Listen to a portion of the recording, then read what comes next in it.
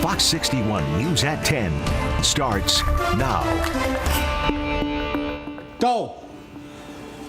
Get out of here. Right now at 10, environmental officers trying to capture a bear who's broken into one Connecticut house several times. We'll hear from that homeowner.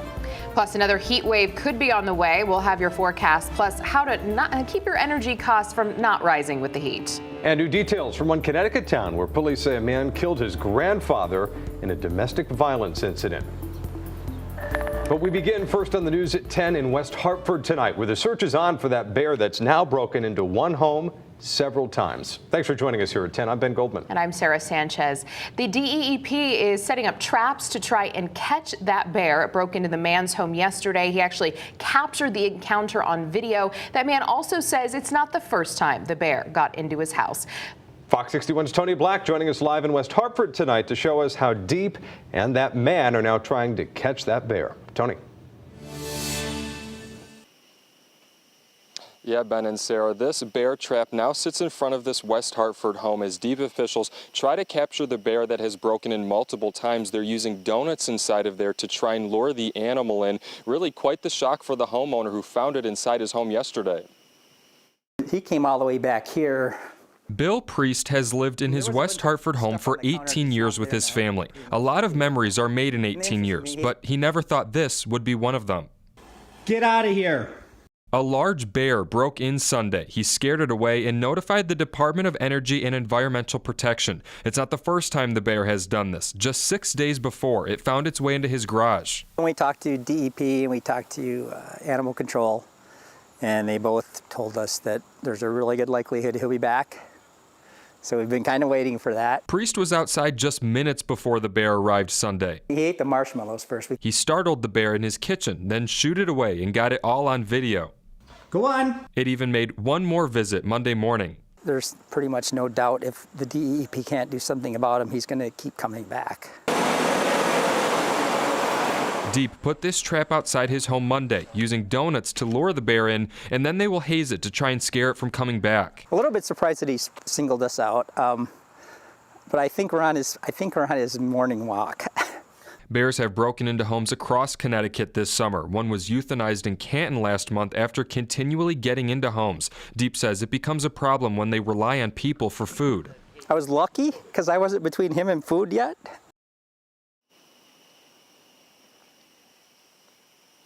Deep says properly clean and store grills, remove bird feeders, make sure your garbage cans are properly stored, and also never approach nor feed a bear. They say the main problem becomes when food is too easy for them to access. Live in West Hartford, Tony Black, Fox 61 News.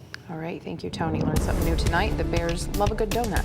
Yeah. Who doesn't? Yeah, right. They have a lot in common with us. Well, this week, of course, we could see that second heat wave of the summer. Chief Meteorologist Rachel Frank joining us now. Hey, Rach. Hi, it looks like this one's going to be 4 days, so not as long duration as our first heat wave, but yeah, we're still going to be sweating. Yeah. Check it out. I think the heat is actually going to peak on Thursday. The humidity, too, making it feel like triple digits or higher, but we could actually see temperatures get close to triple digits for the Hartford area. So a heat wave is 3 days with temperatures in the 90s. We are going to go for 4. And even after this heat wave comes to an end, it is still very warm and humid right through the weekend behind it. So it's not really going to end and turn refreshing and cooler. Right now, we're looking at temperatures in the 60s to right around 70 degrees. I don't want to say today was refreshing because we had a lot of humidity, but it was certainly comfortable with those lower temperatures in place. Good for a change before things heat up again. Now, there is a chance for a pop-up shower or thunderstorm tomorrow afternoon. As a boundary passes through, you can see it's triggering some showers and storms right now along the Great Lakes, but they'll be hit or miss. So you can't really count on this to help water your lawn or garden, unfortunately. Low temperatures tonight dropping back around the 70-degree mark, and heading through the day tomorrow, we'll see, again, increasing levels of humidity, warm, humid afternoon with highs around 90 degrees, and that chance for an isolated shower or thunderstorm followed by a warm evening. And tomorrow, we are just getting started, just day number 1. We'll break it down for you, your full forecast coming up. All right, Rachel, thank you. Well, as we get ready for the extreme heat coming this week, you'll likely need to crank up the air conditioning or turn on fans to cool off your house. But all of that energy can make your bills go up along with the temperatures. Fox 61's Alicia Machado joining us live in Hartford with some helpful tips as this heat comes our way. Alicia. Hey, Ben, yeah, people better enjoy this cool air tonight while it lasts. But as things heat up, there are some ways you can save. Setting the thermostat higher when you're not at home can actually help reduce your energy bill by about 10%, according to the Department of Energy. You can also turn on a ceiling fan to help circulate that air around. Get ready for more heat. Temperatures are forecasted to hit the 90s starting Tuesday as an expected heat wave hits Connecticut this week. Governor Ned Lamont activating Connecticut's extreme hot weather protocol Tuesday morning to Friday night. This comes just a couple of weeks after the last heat wave lingered in the state.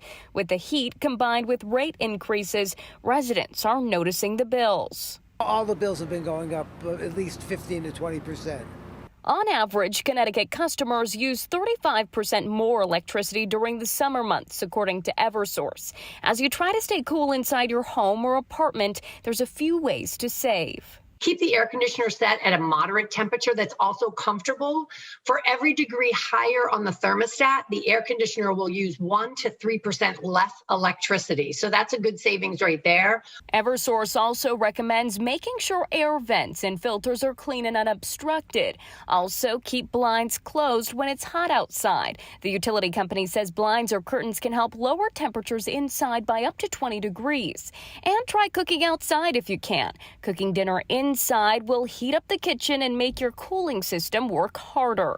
One resident we spoke with made another energy efficient change, installing a solar roof. Last summer it was definitely brutal. It was in the hundreds of dollars each month, and it's been a really extra hot summer. But with the Tesla roof, I mean, it makes so much power. We can just basically have the AC on all summer.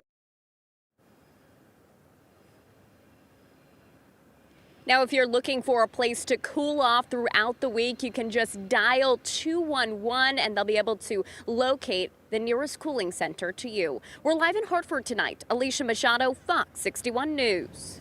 Thanks, Alicia. Well, new at 10, Connecticut's Attorney General is criticizing United Illuminating for trying to raise its rates.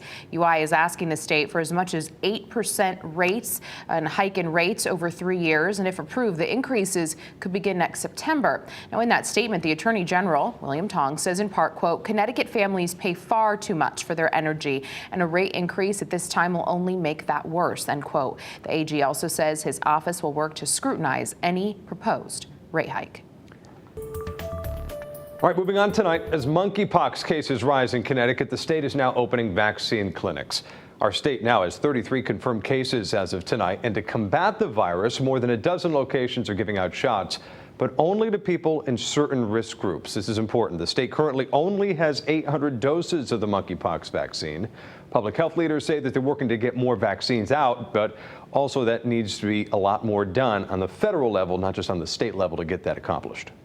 Right now, the United States of America is failing to invest in the way that it should, with the magnitude and urgency of response that is necessary. This effort to expand vaccination to those beyond those who are just in immediate contact of a known case, to those who could be at high risk of having had a contact, is a first step in our effort to curb the expansion of the monkeypox virus within our state. Right now, 13 clinics are open in Connecticut, and the following people are eligible to get their 2-dose monkeypox vaccine. Here we go. Those who have been in close contact with someone with the virus, men who've had sexual contact with other men, have had multiple sexual partners within the last 14 days, and you have to be from Connecticut and over the age of 18. Now, if you are eligible, it's a 2-dose vaccine, 28 days between both shots. You'll get full protection from the virus 2 weeks after your second dose. New video at 10. It shows a car on top of 2 other cars in a New Haven parking lot. Police say it happened just before 2 this afternoon on Broadway. Firefighters say everyone inside the car got out before they arrived. Only minor injuries were reported, and investigators are looking into what caused this bizarre crash. And also caught on camera here, a man pulls out a hatchet during a road rage incident in the middle of a popular flea market. Police say it happened Saturday at the Redwood Flea Market in Wallingford. Police dashcam video shows Charles Smith getting rid of the hatchet he was accused of swinging at people along South Turnpike Road. Smith was trying to back out of the flea market parking lot when someone honked at him. That's when things escalated. There were some citizens out there that attempted to help the victim, and in the midst of them helping the victim, the suspect, I guess, became irate, ran to his car and grabbed a hatchet. No one was injured and police were able to control Smith. He's facing several charges and is scheduled to appear in court September 9th. Let's get to a Fox 61 follow-up tonight to a case out of Naugatuck where the owner of Black Rock Kennel, David Rivera, has turned himself in on additional animal cruelty charges. We covered this story back in May when the kennel was under investigation initially. A pet owner discovered that his dog had multiple injuries after staying at the kennel. Police discovered that in addition to the reported abuse, at least 10 dogs had been shot and killed by employees at that facility. Rivera was originally arrested in connection with the abuse and for possession of illegal firearms and explosives. He's due in court August 25th. U.S. Senator Chris Murphy is calling on fellow lawmakers to pass legislation reforming the Electoral Count Act. The federal law for certifying presidential elections came under scrutiny after the January 6th insurrection and efforts to overturn the 2020 election. The proposed package doubles the penalty for people who threaten or intimidate election officials. The legislation also clarifies the vice president's role in tallying the votes in Congress and the way states submit electors. The Electoral College was a creation of our founders. In 1887, the Congress saw fit to create a process by which the vote would be tabulated by the states and electors would be chosen and sent to Washington, D.C. That law has not been changed in almost 150 years. The law is incomplete, it's ambiguous. The Reform Act was introduced by a bipartisan group of 16 senators. Senator Murphy says the hope is lawmakers will vote on the bill before the end of this session.